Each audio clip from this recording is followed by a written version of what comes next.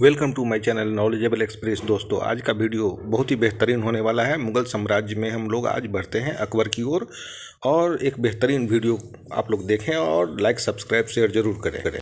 बादशाह अकबर 1556 से 1605 ईस्वी का इतिहास, महत्वपूर्ण तथ्य, परीक्षा विशेषांक पर आधारित एक बेहतरीन वीडियो आप लोगों के लिए।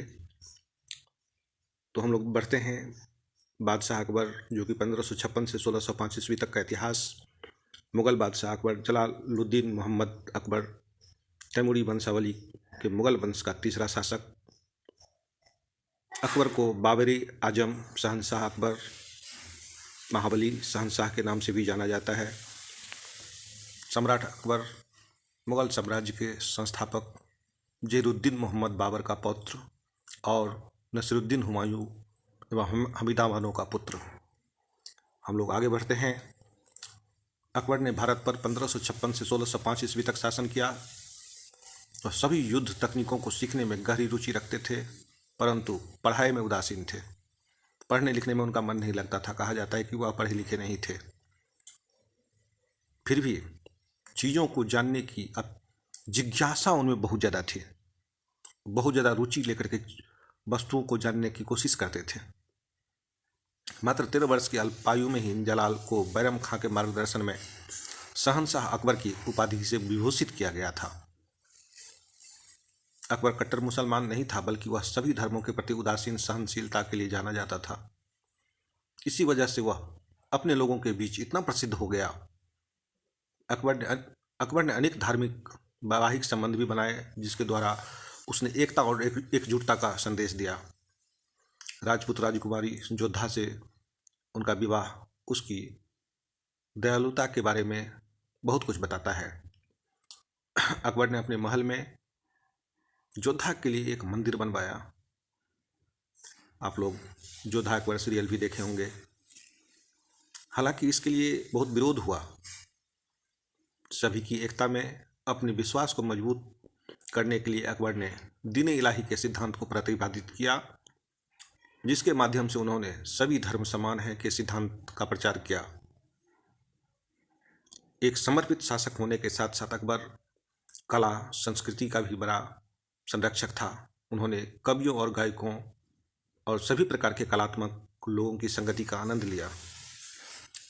दिल्ली और उसके आसपास के उसके किले और महल बेजोर कारीगरी की महान कृति है। उसमें से कुछ हैं फतेहपुर सिकरी, इलाहाबाद का किला और आगरा का किला। वह संगीत और कविता के भी बहुत ही बड़े धनी थे, प्रेमी थे। उनका दरबार महान कलाकारों, विद्वानों, कवियों और गायकों आदि का एक अनूठा समामेलन था, जो आभा को खुश रखता था। संस्कृति के प्रति इस प्रेम ने उन्हें अपने नवरत्नों को इकट्ठा किया, जिन्होंने कला और ज्ञान के क्षेत्र में उत्कृष्ट प्रदर्शन किए। उन नवरत्नों के जो नाम हैं और उनके जो काम हैं वो इस प्रकार से हैं।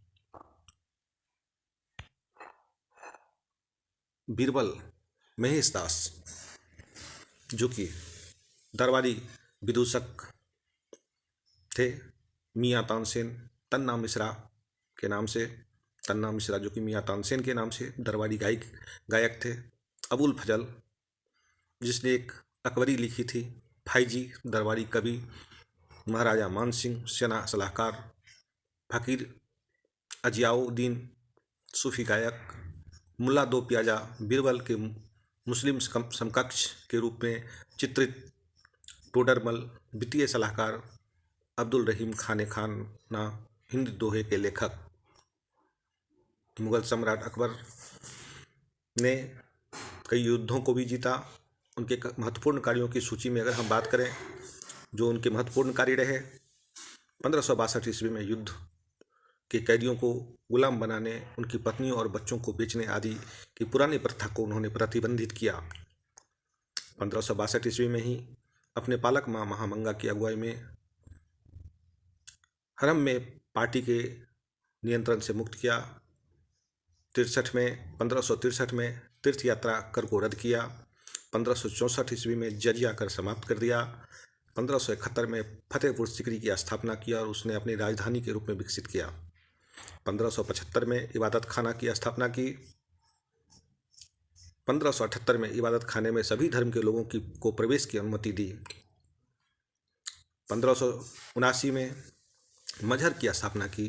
1582 में दीन इलाही की स्थापना की। 1583 में इलाही संबद की शुरुआत की और 1585 में राजधानी लाहौर हस्तांतरित किया। साहित्य के कार्य में भी काफ़ी रुचि थी उनकी। उनके समय में अकबर ने अनुवाद विभाग की शुरुआत की, इसलिए महाभारत, रामायण, अथर्ववेद, भागवत गीता, पंचतंत्र का अनुवाद संस्कृत से फारसी भाषा में संभव हो पाई। मुल्ला अब्दुल कादिर बदायूनी ने रामायण और सिंहासन बत्तीसी को फारसी भाषा में अनुवाद किया था। साहित्यिक कार्य में जो और आगे है, फैजी ने पंचतंत्र को फारसी भाषा में अनुवाद किया। अथर्ववेद का अनुवाद इब्राहिम सिहिंद ने किया था। राज तरंगिणी का अनुवाद मौलाना शाह मोहम्मद शाहवादी ने किया था। अबुल फजल ने ऐन अकबरी और अकबरनामा की रचना की। अकबर ने अपने शासनकाल में भारतीय उपमहाद्वीप के लगभग सभी हिस्सों पर अपना आधिपत्य स्थापित कर लिया था। अपने शासनकाल के दौरान बहुत से प्रशासनिक और सैन्य सुधार किए, जैसे मनसबदारी प्रणाली, सेना में तोप और हाथियों का व्यापक रूप से इस्तेमाल, किलाबंदी के तरीके इत्यादि। उन्होंने फसल उपज पर आधारित कर पर एक नई निष्पक्ष प्रणाली की शुरुआत की।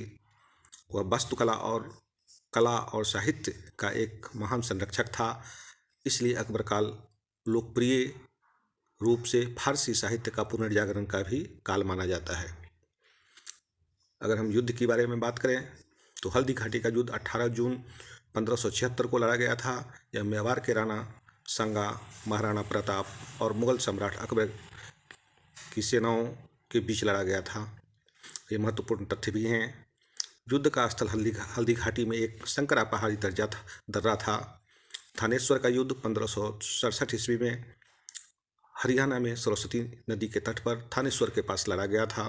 थानेश्वर का युद्ध, जिसे तपस्वियों के युद्ध के रूप में जाना जाता है, 1567 में गर्मियों में सरस्वती घाघर नदी के तट पर थानेश्वर के पास मुगल सम्राट अकबर और राजपूतों के बीच में यह युद्ध लड़ा गया। पानीपत का दूसरा युद्ध 1556 में पानीपत का दूसरा युद्ध लड़ा गया। यह युद्ध उत्तर भारत के हिंदू सम्राट हेमूचंद्र विक्रमादित्य और मुगल साम्राज्य के अकबर के बीच लड़ा गया था। वहीं तुकारोई का युद्ध अकबर और बंगाल की सल्तनत के बीच 3 मार्च 1575 को लड़ा गया था। यह युद्ध मुगल सेनाओं ने जीता और इसके परिणामस्वरूप बंगाल को मुगल साम्राज्य में मिला लिया गया। अगर हम महत्वपूर्ण तत्व और जीके की बात करें तो हल्दी घाटी का प्रथम युद्ध कब और किसके बीच हुआ था, तो 1576 ईस्वी में अकबर के सेनापति राजा मान सिंह ने महाराणा प्रताप को हराया। सिंहासन पर बैठते ही अकबर ने कौन सा युद्ध लड़ा और जीता, तो पानीपत की दूसरी लड़ाई। अकबर ने अपने पिता हुमायूं की कहानी हुमायूंनामा को इतिवृत्ति करने का कार्य किसे सौंपा था, तो गुलबदन बेगम को। अकबरनामा और ऐन अकबरी किनके द्वारा लिखी गई है, तो अबुल फजल के द्वारा। आगरा का किला किस मुगल सम्राट ने बनवाया, अकबर ने। किसने दीन इलाही की आरंभ किया, तो अकबर ने। अकबर ने भारत पर कितने साल राज किया, तो 27 जनवरी 1556 से 27 अक्टूबर 1605 ईस्वी तक। अकबर को किसने हराया। वैसे यहाँ पर जो है सो अलग अलग इतिहासकारों का अपना अपना मत है। अंतिम हिंदू शासक हेमू विक्रमादित्य ने अकबर को उसकी विशाल सेना के साथ हराकर अपना नाम इतिहास के स्वर्ण अक्षरों में लिखवा लिया। अकबर के द्वारा जजिया कर कब समाप्त की गई, तो 1564 में। अकबर के द्वारा तीर्थ यात्रा कर कब समाप्त कर दिया गया, 1563 में। अकबर के द्वारा दास प्रथा कब समाप्त कर दी गई, 1562 में। अकबर के द्वारा फतेहपुर सीकरी की स्थापना कब की गई, तो 1571 में। अकबर के द्वारा गुजरात विजय की खुशी फतेहपुर सीकरी की स्थापना के रूप में की गई थी। अकबर के द्वारा इबादत खाने की स्थापना कब की गई, तो 1575 ईस्वी में। अकबर के द्वारा मजहर की घोषणा कब की गई, तो 1579 ईस्वी में।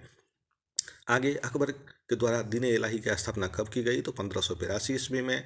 अकबर के द्वारा नए कैलेंडर इलाही संबद की स्थापना कब की गई, तो 1583 ईस्वी में। अकबर का राज्याभिषेक 1556 ईस्वी में। अकबर का मकबरा सिकंदराबाद हल्दी घाटी के युद्ध में किसकी जीत हुई। तो यहाँ पर भी इतिहासकारों का मतभेद है। ज़्यादा इतिहासकार इस निष्कर्ष पर पहुँचे हैं कि प्रताप की सेना हल्दी घाटी के लड़ाई में कभी पीछे नहीं हटी। इसका मतलब यह युद्ध प्रताप ने जीता था। तो ये आप लोगों को मैंने सम्राट अकबर के बारे में जानकारी दी। आशा करते हैं कि आपको काफ़ी बेहतरीन और मैंने खास चुन करके जो इस महत्वपूर्ण तथ्य थे उनको मैंने शामिल करने का कोशिश किया इसमें। साथ में थोड़ी बहुत महत्वपूर्ण जानकारी तथ्य जीके के रूप में मैंने दिया। मैंने कहा है, पहले भी कहा है कि मैं एक कंप्लीट वस्तुनिष्ठ और वन लाइनियर क्वेश्चन आंसर भी आप लोगों को दूंगा। कंप्लीट मुगल साम्राज्य का इतिहास जब मेरा कंप्लीट हो जाएगा तो महत्वपूर्ण ये है अब लास्ट में कि आपको नेक्स्ट वीडियो बहुत जल्द ही मिलेगा। तब तक के लिए चैनल को लाइक करें, सब्सक्राइब करें, शेयर करें। तो थैंक यू वेरी मच।